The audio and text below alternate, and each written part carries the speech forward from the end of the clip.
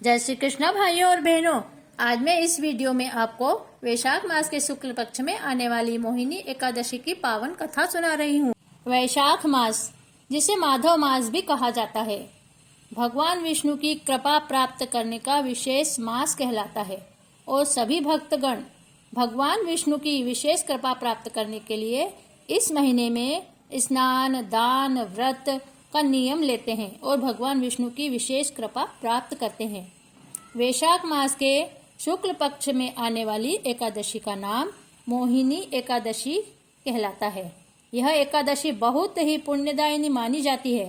पुराणों के अनुसार वैशाख के पावन महीने में आने वाली इस एकादशी का व्रत, पूजा, दान करने से हर तरह के पाप नष्ट हो जाते हैं। इसका व्रत रखने से मनुष्य मोह जाल और पापों से छुटकारा प्राप्त कर लेते हैं।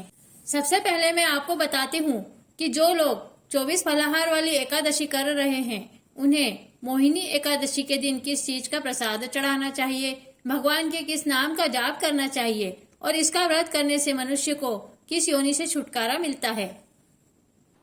12वीं एकादशी आती है वैशाख के शुक्ल पक्ष की मोहिनी एकादशी। इस दिन गौमूत्र का ही फलाहार लिया जाता है। इस दिन पुरुषोत्तमाय नमः का जाप करना चाहिए और इस व्रत करने वालों को वरगुड़ा की योनि में जन्म लेने से छुटकारा मिलता है। मोहिनी एकादशी की यह कथा कूर्म पुराण से ली गई है।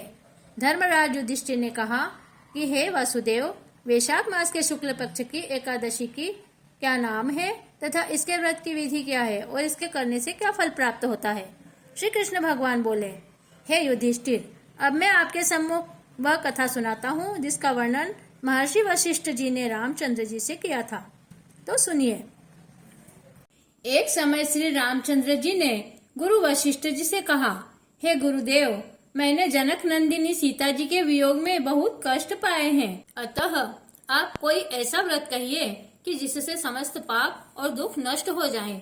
महर्षि वशिष्ठ जी ने कहा, हे राम, आपने यह प्रश्न बहुत ही सुंदर पूछा है। आपका यह प्रश्न लोकहित में अवश्य काम आएगा।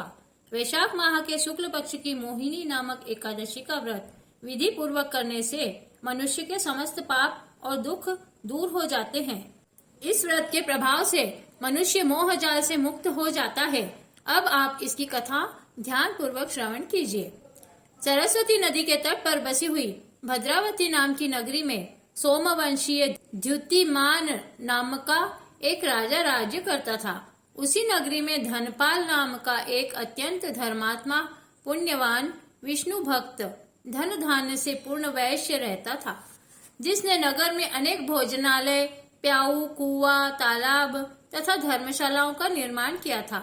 भगवान की कृपा से उस वैश्य के 5 पुत्र थे, किंतु उस वैश्य का 5वां पुत्र भ्रष्ट बुद्धि, खराब लोगों की संगति करने वाला वैश्यागामी था। वह अपने पिता के धन को जुआ इत्यादि बुरे कामों में खर्च किया करता था। वह महान नीच, देवता, पितृ, ब्राह्मण, अतिथि आदि का न मानने वाला, अत्यंत पापी, मांस व मंदिरा का भक्षण करने वाला था। पर स्त्रियों के साथ भोग करने वाला अत्यंत ही दुराचारी था। कभी कभी वह वेश्याओं के साथ उनके गले में हाथ डालकर बाजार इत्यादि स्थानों पर भ्रमण किया करता था। उसके इस आचरण से दुखी होकर उसके पिता और भाइयों ने उसे घर से बाहर निकाल दिया। वे सब उसकी निंदा करने लगे। जब वह घर से निकाल दिया गया तो वह अपने वस्त्र और आभूषणों को बेच बेच कर अपने नीच कर्मों की पूर्ति करने लगा। अंत में जब उसके पास कुछ भी शेष न रहा तो वेश्याओं और गुंडों ने भी उसका बहिष्कार कर दिया। अब तो वह दरिद्रता के कारण भूख और प्यास से व्याकुल होकर पेट भरने के लिए कोई मार्ग न देखकर रात में चोरी करने लगा। एक बार उसे राजा के सिपाहियों ने चोरी करते हुए पकड़ लिया, परंतु उसके पिता की नेक नामी के प्रभाव के कारण उसे छोड़ दिया। वह दुराचारी फिर भी अपनी करनी से बाज नहीं आया और दिन प्रतिदिन चोरियां करने लगा। दूसरी बार जब वह चोरी करते हुए पकड़ा गया तो राजा ने बंदी खाने में डलवा कर अनेक यातना देकर देश निकाले की आज्ञा सुना दी। राजा की आज्ञा से उस नगर सेठ के पुत्र को नगर छोड़ना पड़ा और वह जंगल में जाकर रहने लगा। वहां पर जीविका उपार्जन का कोई साधन न देखकर वह धनुष बाण बनाकर जंगल के पशु पक्षियों का वध करके अपनी उदर पूर्ति करने लगा। एक बार वह अपने आखेट की खोज करता हुआ भूखा प्यासा कौंडिन्य ऋषि के आश्रम पर जा पहुंचा। उस समय वह ऋषि गंगा स्नान करके लौटे थे और अपना वस्त्र सुखाने के लिए फटकार रहे थे। उस वस्त्र के कुछ छींटे उसके शरीर पर भी पड़ गए, जिसके कारण उसको भी कुछ सुबुद्धि प्राप्त हुई।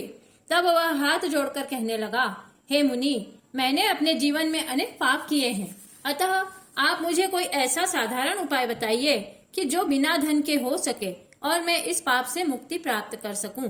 तब कौंडिन्य ऋषि ने उसे वैशाख शुक्ल पक्ष की मोहिनी एकादशी के व्रत का विधान कहा, जिसको विधिवत करने से वह वैश्य पुत्र पापों और दुखों से मुक्त होकर अंत में गरुड़ पर चढ़कर विष्णु लोक को गया। इस व्रत के प्रभाव से मोह आदि भी नष्ट हो जाते हैं। इस तरह जो व्यक्ति वैशाख शुक्ल पक्ष की मोहिनी एकादशी का व्रत विधि विधान और नियम पूर्वक करते हैं, उन्हें धन धान की वृद्धि होती है, सभी पाप उनके नष्ट हो जाते हैं और घर में खुशहाली आती है और उन्हें सद्बुद्धि आती है और घर में सुख शांति समृद्धि आती है। इस तरह मोहिनी एकादशी का व्रत सभी को अवश्य करना चाहिए। प्रिय भाइयों और बहनों, प्रत्येक एकादशी की कथा सुनने के लिए सब्सक्राइब कीजिए हमारी चैनल पूजा अर्चना सरोज गोयल को। अंत तक वीडियो देखने के लिए आपका बहुत बहुत धन्यवाद। जय श्री कृष्णा।